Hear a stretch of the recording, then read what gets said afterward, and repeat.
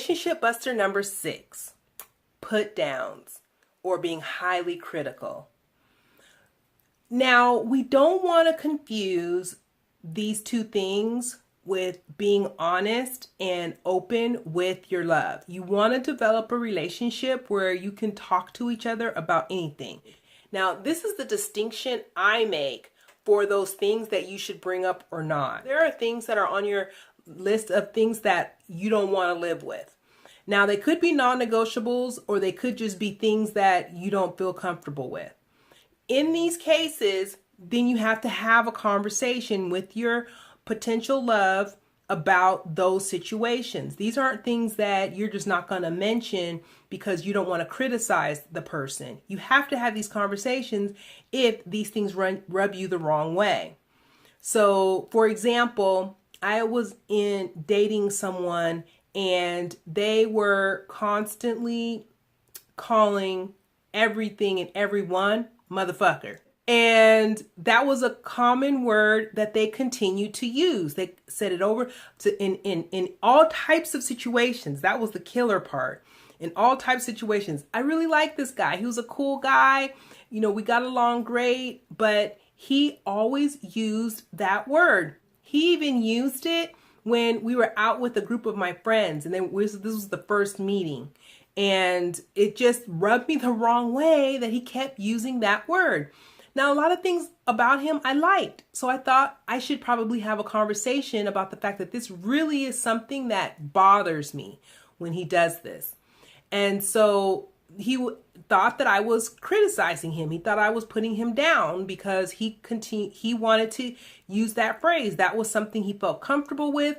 And that's the way he expressed himself. And that's fine. Like that's how you express yourself. That's fine. But I'm asking you in certain situations to refrain from doing that. Like, I'm okay with it at the house. You're just talking to me or whatever. I know that's a part of who you are, but there are places and times that you do and say certain things. And so he wasn't open to that. He wasn't willing to do that. And that happened to be one of the things that basically had us go our separate ways. In terms of relationship busters and critiquing and putting people down, I'm talking more about when we do it where it's of no consequence. So, for example, if someone chooses to wear a shirt that you don't like, you're going on a date or you're going somewhere and you would really ask them to not wear that shirt or to wear something else, I'm saying you should refrain from asking them to wear something else. If they put the shirt on, it's because they like it. So that's not something that you should tell them don't wear. I don't want to go out with you wearing that shirt or whatever the case is. Now, that could be something that's a relationship buster for you down the line.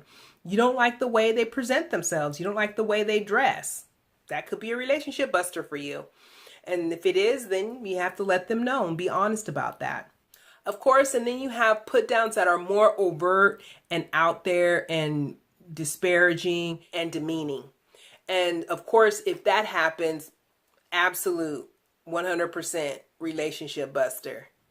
Get out of there. Buster number 7, jealousy. Oh, of course, you have your obvious forms of jealousy that are definitely going to destroy your relationship if you're always overtly out there showing that you are jealous of other people in your partner's life. That's going to be a relationship buster. Now, there are definitely standards and guidelines that you should follow about what's comfortable or what's not comfortable for you. And if that happens, then that's a relationship buster for you. How a person interacts with old girlfriends or with old boyfriends. You have ideas about what that looks like for you. I'm going to even go on a limb to say this, boys and girls. Now, if your mate does have an old boyfriend or girlfriend that they are still currently friends with, I'm going to challenge you not to be jealous or try and get in the way or put down demands about that relationship. Because guess what? They were first. They know them longer. And so you don't want to put yourself in the position of having your potential love have to choose between someone that they really care about and have history with and you.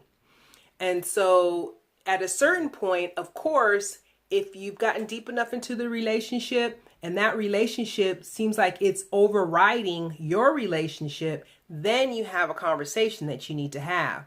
But I'm talking about in terms of relationship buster jealousy. I'm talking about jealousy that is unwarranted or that's over the top, or you're requesting them be a certain way based on your own insecurities and your tendency to be jealous. Now, if you have the feelings of jealousy, but you don't want to destroy the relationship, you have to deal with them. Because if they're underlying, they're going to show up at some point in time in other ways or in really over the top ways when they finally come to a head. So you really want to check in with how you're feeling about certain situations in terms of being jealous, so that you don't have these explosions in your relationship, these explosive arguments, or that basically the person leaves because there's other little things that are happening that's turning them off. I've seen this happen even with family members. Now, family members are actually very important. And that takes me to tip number 8. You have to work on being accepted into a person's family. You don't just come in there feeling like you have the upper hand because your love has the relationship and an affinity or attraction or a love for you. You don't have the upper hand because family is family. And you can have a family that adores you, or you can have a family that hates you and is totally against you. And most likely when that's the situation, a lot of times, more times than not, the family wins over the relationship. Now, there are certain things that family members can do. We all know who they are and what they've done that throw a wrench in our relationships or try to have our love and ourselves pitted against one another. And in the case of that situation, it's very important that you and your love keep the lines of communication open and that you together show up as a united front. But don't require your love to unite with you against their family on things that are not reasonable, especially early on in the relationship. You're the newcomer. You have to act that way. Yes, you have some clout with your love because they care about you, but consider not putting them in a situation where they feel like they have to choose.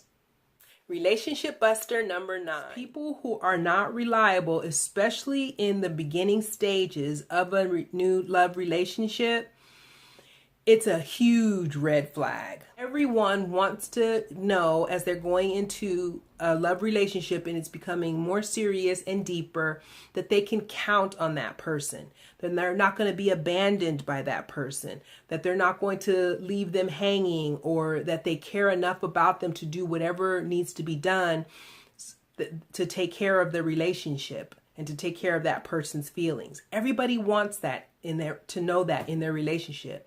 That's why we grow and move forward in relationships, because it gets us closer to that space where we actually have a connection with someone that we know is going to be long lasting, able to survive the bad times along with the good, and that we know we have a person who's going to stand by us no matter what. That's what we all want to move toward in having our love relationships. And that goes beyond the initial stages of just liking someone or being unreliable in the beginning stages of a relationship really makes us mistrust and question all along whether or not you can count on this person, whether or not they're reliable. It makes you question that. So if you say you're going to do something, do it. If you say you're going to be somewhere, show up. If you say you're going to work on something, do it. Produce results. That lets your love know that they can rely on you to put forth the effort to do what you say you're going to do. Is it going to happen perfectly every single time? Probably not. But that's okay, because we know that your core intention is to do the thing that we're looking for in our love. Now, our last relationship buster, number 10, is obvious, and that is leading with sex. So, in our relationships, when we initially meet someone, we have to be dating with intention. What is your intention? Is it your intention to have sex? To be in a relationship with someone who just turns you on and that's the most important thing to you? To be physically and chemically attracted to someone? If that's the most important thing, then that's your intention and that's what you're going to get. Now, consider the fact that although this is a very exciting and stimulating time when you do meet a person like this, it's short-lived in most cases. Because our relationships, life, struggle, challenges, healing, growing is not rooted in sex. It's rooted in 500 other different qualities that we're actually looking for in our potential love. And so when we lead with sex into our relationships, we have sex very early on in the relationship. It is commonly a relationship buster because even guys who don't mind having sex at any point in time in the relationship and probably don't put really any type of credence on the fact that a person had sex early in the relationship or not, a lot of times that's the thing that was a decision maker that put in their minds how they feel about this person, what they think about this person off the bat. Like, this isn't a serious thing. This is just about sex. And so they put that person in that category. This person is great for sex, and that's the box you're in, and that's the box you stay in. Now, a lot of times for women, when we have sex with a person, we've given of ourselves, we've shown this person that we're into them, that we like them, that we're excited about them, and enough so that we're willing to give our bodies to them. And that is much different from being in the box of this is a person that I just have sex with. That's not to say that women don't have people that they just like to have sex with, that they have no intentions whatsoever of being in a relationship with this person. However, neither men nor women should lead with sex. For men, you shouldn't lead with sex because it tells a woman what your intention is right off the bat, even if your intention might be to look for a long-term relationship. That makes things a little weird initially. So you don't want to confuse women, and then men have to know that women think a particular way about sex also. And taking that into consideration, if you have the intention of just having sex with a person, you need to let them know that and be honest about it so that they don't get in their minds that this is going to possibly be something more or deeper. And then for females, you don't want to lead with sex because it sends a certain message to men about what your intentions are in terms of a long-term relationship. And it tells men underlyingly, even though a lot of men say that it doesn't mean one thing or the other, but it does give a man an indication as to whether or not you're the kind of woman they want to proceed with and to a long-term relationship and or take you to meet their family or whatever the case is.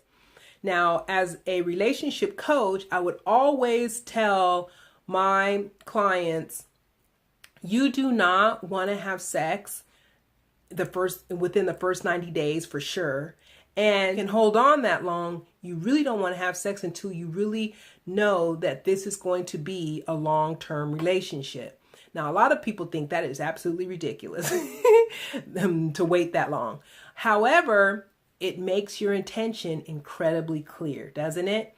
And it also tells both parties what the other is willing to do in terms of making this a serious attempt at creating a long-term relationship with this person. It gives you a lot of information if someone is willing to wait for sex, especially if you're highly attracted to one another. I think it's very good information when they're willing to do that.